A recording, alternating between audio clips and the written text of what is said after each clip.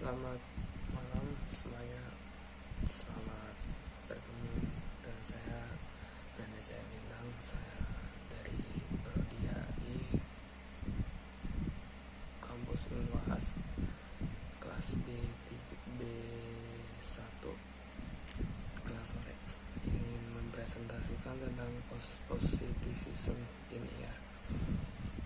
Jadi positivism in IR.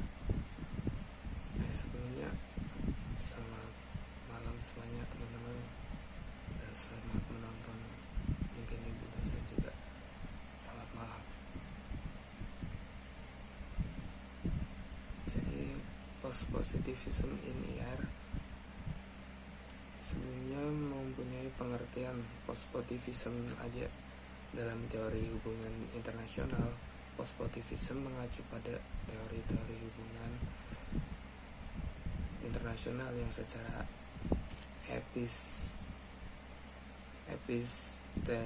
epistemologis menolak positivisme, gagasan bahwa pengamatan empiris terhadap ilmu alam dapat diterapkan pada ilmu-ilmu sosial. Itu pengertiannya. Selanjutnya, teori IR pasca positivis atau dalam kurung atau reflektif berupaya mengintegrasikan lebih banyak variasi masalah keamanan. Dan yang kedua, para pendukungnya berargumen bahwa jika HI adalah studi tentang hubungan dan hubungan luar negeri, maka HI harus mencakup aktor-aktor non-negara dan juga negara. Daripada hanya mempelajari politik tingkat tinggi, HI harus mempelajari politik dunia sehari-hari yang melibatkan politik tingkat tinggi dan rendah. Misalnya, dua contoh isu yang marak terjadi dalam konflik HI yang tadi ya, yang sebelumnya sebentar. Nah, yang melibatkan politik tingkat tinggi dan rendah ini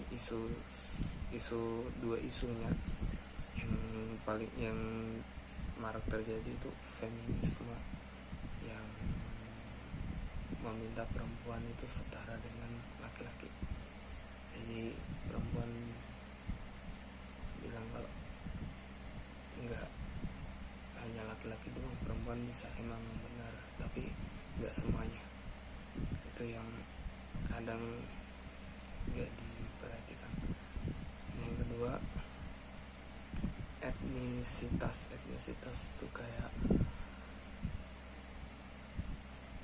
pembedaan antar ras. Jadi saat ras satu yang lain, misal ras dari suku mana sama suku yang sebelahnya, itu bilang, itu bercakapan itu kayak harus dipisahin. Jadi harusnya sama sukunya yang sama, gak boleh sama suku yang berbeda. Jadi gitu. Untuk selanjutnya, pembahasan tentang pendekatan pasca positivis dapat digambarkan sebagai ketidakpercayaan terhadap peta narasi dalam IR. Hal ini berarti menolak cerita-cerita yang mencakup semua hal, yang mengklaim dapat menjelaskan sistem internasional. Mereka berargumentasi bahwa baik realisme maupun liberalisme bukanlah keseluruhan cerita. Pendekatan positivis terhadap IR tidak mengklaim memberikan jawaban universal, namun berupaya mengajukan pertanyaan. Jadi kayak mereka nggak menemukan jawaban yang tepat bagi mereka, padahal jawabannya udah tepat. Perbedaan utamanya adalah meskipun teori positivis seperti realisme dan liberalisme menyoroti bagaimana kekuasaan dijalankan, teori pasca positivis fokus pada bagaimana kekuasaan dialami, sehingga fokus pada subjek dan agen yang berbeda. Jadi kayak perbedaan pemikiran gitu. Yang kedua, seringkali teori pasca positivis secara eksplisit mempromosikan pendekatan normatif terhadap AI dengan mempertimbangkan etika. Hal ini sering diabaikan dalam AI tradisional karena teori positivis membedakan antara fakta positif dan penilaian normatif, sedangkan post-positif berargumentasi bahwa wacana bersifat konstitutif terhadap realitas. Dengan kata lain, mustahil untuk benar-benar independen dan faktual karena pengetahuan yang bebas kekuasaan tidak mungkin ada. Selanjutnya, teori post-positivis. Teori post-positivis tidak berusaha menjadi ilmiah atau ilmu sosial.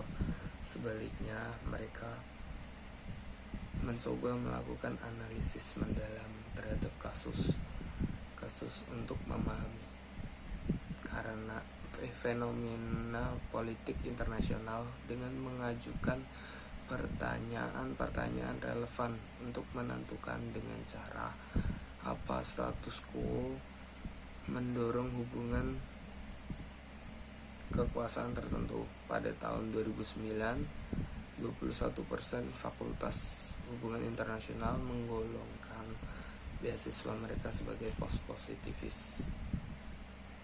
Sudah itu aja sih. Selanjutnya, terima kasih sudah menonton presentasi saya yang kurang lebih seperti ini. Mohon maaf jika ada kekurangan dalam informasi. Jika ada pertanyaan, silahkan tanyakan. Terima kasih. Selamat malam.